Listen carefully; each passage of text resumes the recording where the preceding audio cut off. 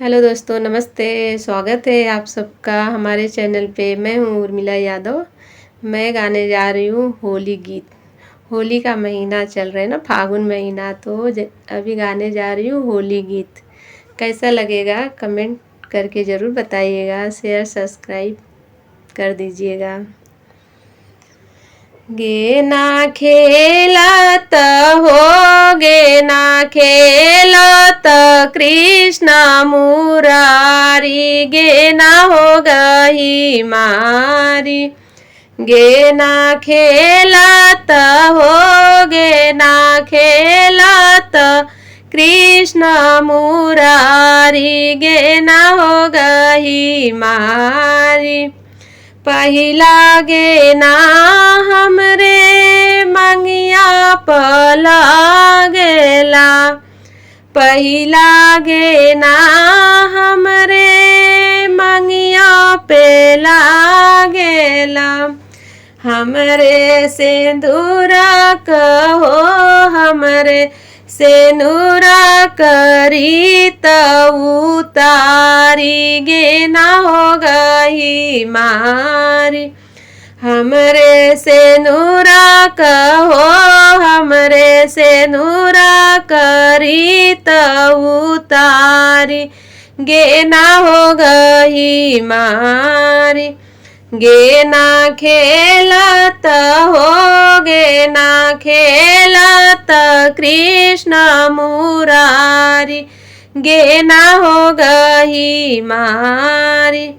गे ना खेलत हो, गे ना खेलत कृष्ण मुरारी, गे ना हो गही मारी।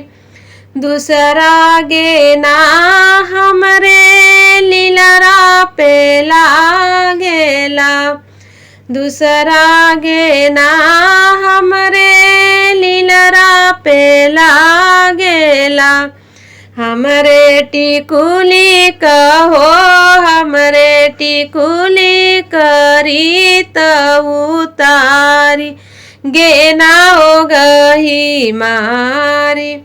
हमरे टिकुली कहो, हमरे टिकुली करी त उतारी, गे ना हो गही मारी। गे ना खेलत हो, गे ना खेलत कृष्ण मुरारी, गे ना हो गही मारी।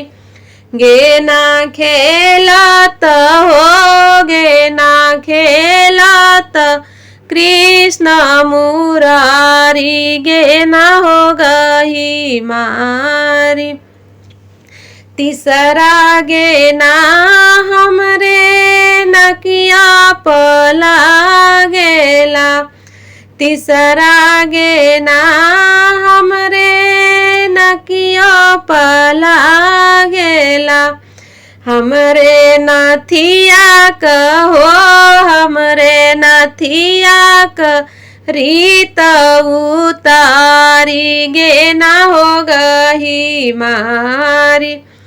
गे ना खेलत हो, गे ना खेलत कृष्ण मुरारी, गे ना हो गही मारी। गे ना खेलत हो, गे ना खेलत कृष्ण मुरारी, गे ना हो गही मारी।